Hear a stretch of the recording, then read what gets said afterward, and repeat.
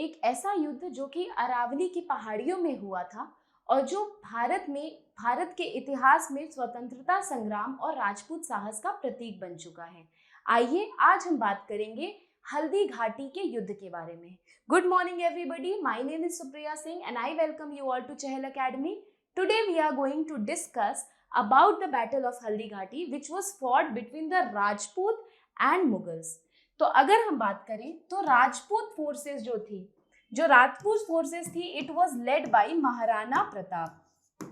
And Maharana Pratap कहाँ के राजा थे? महाराणा प्रताप थे किंग मेवाड़ के।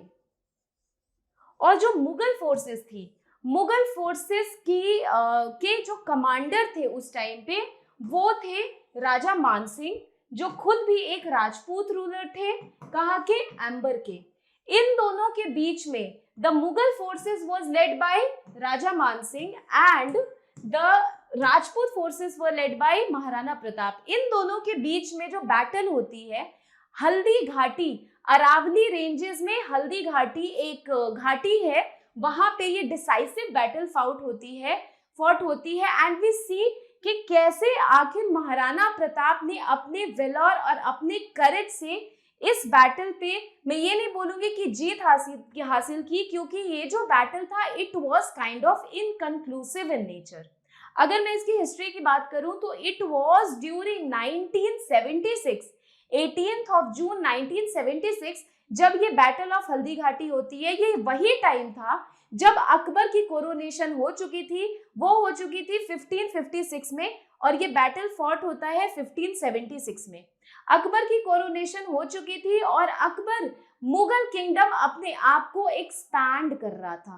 तो मुगल किंगडम के एक्सपेंशन के दरमियान जब वो राजस्थान में अपनी सुजरानिटी को एक्सेप्ट करवाना चाह रहे थे, जब वो राजस्थान में अपने एक्सपेंशन को, मुगल एक्सपेंशन को बढ़ाना चाह रहे थे, तो इनको स्ट्रॉन्ग रेसिस्टेंस प्रोवाइड की थी किसने?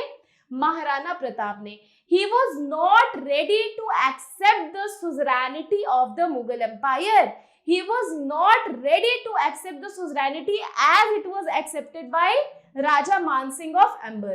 तो ये जो बैटल हुई थी ये 1576 में हुई है, 18 जून को हुई है और ये एक डिसाइसिव बैटल थी। इसमें हम आगे की सारी चीजें देखेंगे कि ये बैटल आखिर शुरू कहाँ से हुई। तो अगर मैं इसका बैकग्राउंड बताऊं तो the battle of Haldi Ghati, ये जो बैटल हल्दी घाटी का जो युद्ध था ये 1576 में हुआ है। It stemmed from 16th century political dynamics in India. 16th century की पॉलिटिकल डायनामिक्स मतलब मुगल पावर में है और मुगल अपने आप को एक्सपैंड कर रहे हैं। The Mughal empire led by Akbar had established control over much of the northern India. ठीक है, मुगल एम्पायर, अकबर उस समय किंग थे। 1556 to 1605 is the time period of Akbar. So, however, Rajasthan mostly under Rajput rules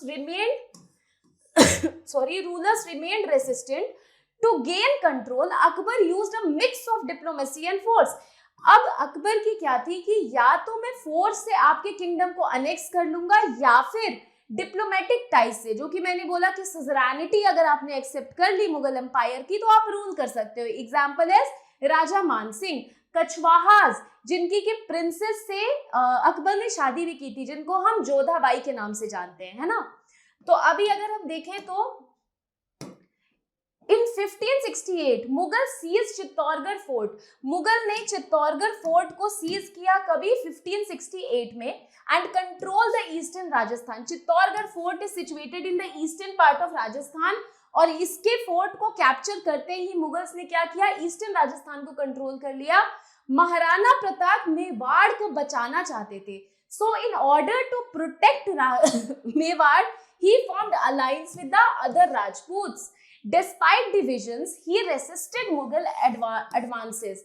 divisions थे, Rajput kingdom आपस में टूटे हुए थे और आपस में टूटना ही सबसे बड़ा रीजन था कि दूसरे जो मुगल्स थे या फिर जो दूसरे जो एम्पायर के लोग थे वो हम पे रूल कर पाए, because we were internally divided. That is why we allowed the invaders to conquer and rule India. So that is why it is still saying कि despite divisions within Rajput divisions थे. He resisted Mughal advances. In 1572 Akbar launched campaign to subdue Mewar. 1572 में अकबर ने campaign launch किया मेवाड़ को subdue करने का. The decisive battle occurred on 18th of June 18 June 1576 at Haldighati, where the Mughal forces को कौन lead कर रहे थे? राजा मानसिंह confronted महाराणा प्रताप सारनी. राजा मानसिंह confronted महाराणा प्रताप सारनी. इंट्रोडक्शन ऑफ बैटल ऑफ हल्दी घाटी अगर हम दे तो बैटल ऑफ हल्दी घाटी किसके बीच में फॉट हुआ था? It was fought between the Mughal forces led by Raja Mansingh of Amber and forces of Rajput ruler Maharana Pratap, जो कि 18 जून 1576 को हुआ था. It took place at Haldi Ghati. Haldi Ghati क्या है? It is a mountain pass in the region of Aravali in Rajasthan near Udaipur. ठीक है? This battle is remembered for the valor and resilience displayed by Maharana Pratap against the superior forces of the Mughal Empire. All of this is clear till now. Now if we see, then this is the map. This is the map of the eastern Rajasthan region. अगर हम इसको देखें तो ये वाला जो area है, this is Rajasthan, right? This is eastern Rajasthan and this is western Rajasthan. इसी को यहाँ पे हमने बड़ा करके दिखाया है. तो अगर आप देखो तो इस एरिया की हम बात कर रहे हैं. यहाँ पे उदयपुर है और उदयपुर के पास ही क्या था? हल्दी घाटी. उदयपुर के पास ही थी हल्दी घाटी. ठीक है? And this whole area was dominated by the Rajput kings that time, and it was ruled by the Rajput kings, but Akbar wanted to expand its control on these area. In that process of expansion, this was one of the battle which was fought. ठीक है? तो now if we see, then the events of the battle of Haldi Ghati, हम इसका event देखेंगे कि इसकी beginning कहाँ से होती है. तो बैटल ऑफ हल्दी घाटी की बिगनिंग होती है माउंटेन पास एक नैरो उदयपुर में. वहां से Maharana Pratap chose the location to counter the Mughal cavalry advantage. हम इसके बारे में क्यों बात कर रहे हैं? बिकॉज मुगल कैवलरी एडवांटेज, अभी मुगल की जो आर्मी थी, जो उसके जो कैवलरीज जो थे, they were unaware of the difficult terrains of the pass. और difficult terrains of the pass से जो वहां रह रहे हैं, they would be definitely more aware. तो इनको, and they were very good in guerrilla tactics. कौन गुड थे? ये Maharana Pratap and his army. They knew the guerrilla tactics. अब इसकी वजह से इन्होंने ये वाला जो लोकेशन था वो चूज किया. ठीक है? मुगल आर्मी जो थे, दे नंबर्ड अराउंड 5000 से 10,000, जबकि महाराणा प्रताप की फोर्सेस कम थी, वो थी सिर्फ 3000 से 5000. यानी Mughal forces were double in number. ठीक है? Battle begin. बैटल कब स्टार्ट होता है? मुगल फोर्स जब अटैक करते हैं राजपूत पोजीशंस पे, Maharana troops using guerrilla tactics to resist. Maharana की ट्रुप्स ने क्या किया? गुरिल्ला टैक्टिक्स यूज किया रेसिस्टेंस का. Involvement of Bhils. Bhil tribe आज के भी डेट में आपको पता होगा कि लार्जेस्ट ट्राइब है in number, and they are mostly living in the region of in the state of Rajasthan and Maharashtra. और उस टाइम पे भील्स जो है वो काफी नंबर में उस टाइम पे रह रहे थे राजस्थान में, and they helped Maharana Pratap. That is what it is saying, that Bhils tribal community native to the region supported Maharana Pratap, and their guerrilla warfare skills were valuable in the rugged terrain of Haldi Ghati. And now see the events of the battle of Haldi Ghati. Rajputs cavalry charge. Maharana Pratap led a cavalry charge against the Mughals. ठीक है? महाराणा प्रताप ने क्या किया कि अपनी army लेकर के मुगल के अगेंस्ट गए, causing heavy losses and disruption. ठीक है? Disrupting their formation. किसको? मुगल्स को इन्होंने हेवी लॉस जो है उनको किया.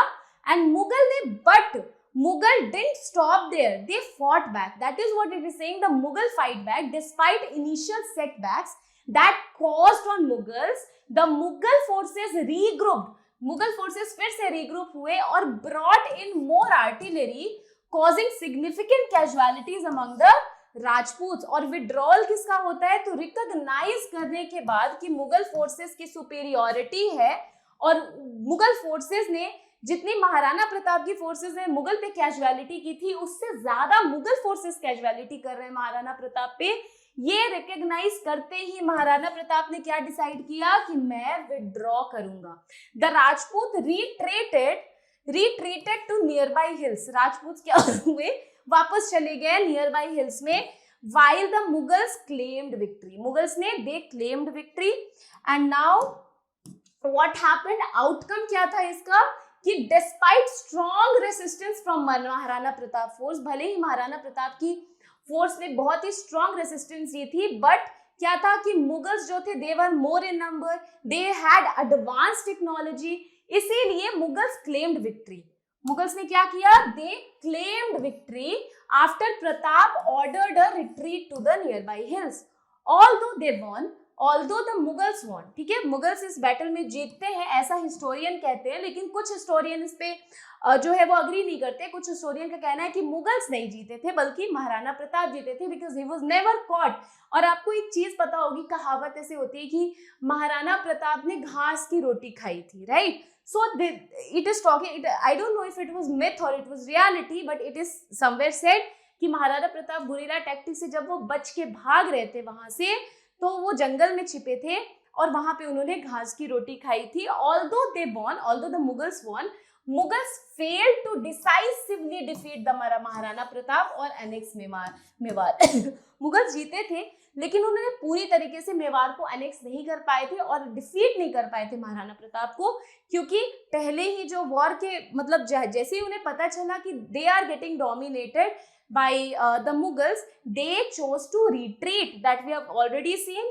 पोस्ट बैटल के बाद क्या हुआ था कि Maharana Pratap continue to resist Mughal rule using guerrilla warfare. Guerrilla tactic से छुप करके, अब टेरेन का इस्तेमाल करके ये कंटिन्यू करे थे क्या, रेसिस्ट करना मुगल एम्पायर को, hit and run tactics. This resilience made him the lasting symbol of Rajput valour even after his defeat, ठीक है।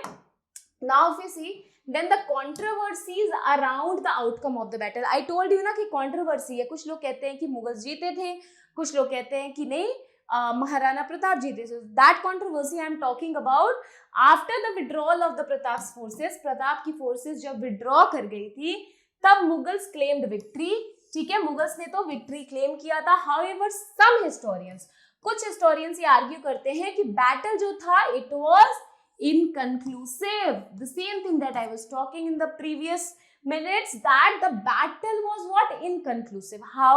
While others believe that Pratap won because Mughals failed to decisively defeat him.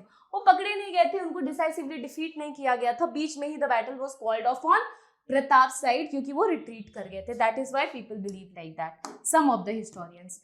If I see the controversy of the outcome, then in controversy में देखो कि at Mohanlal Sukhadia university, there is this university which is Mohanlal Sukhadia, वो उदयपुर में है, और ये कहा जाता है, वहां पे ये पढ़ाया भी जाता है कि अकबर की जीत हुई थी। क्या पढ़ाया जाता है कि अकबर की जीत हुई थी, a view opposed to many of the historians.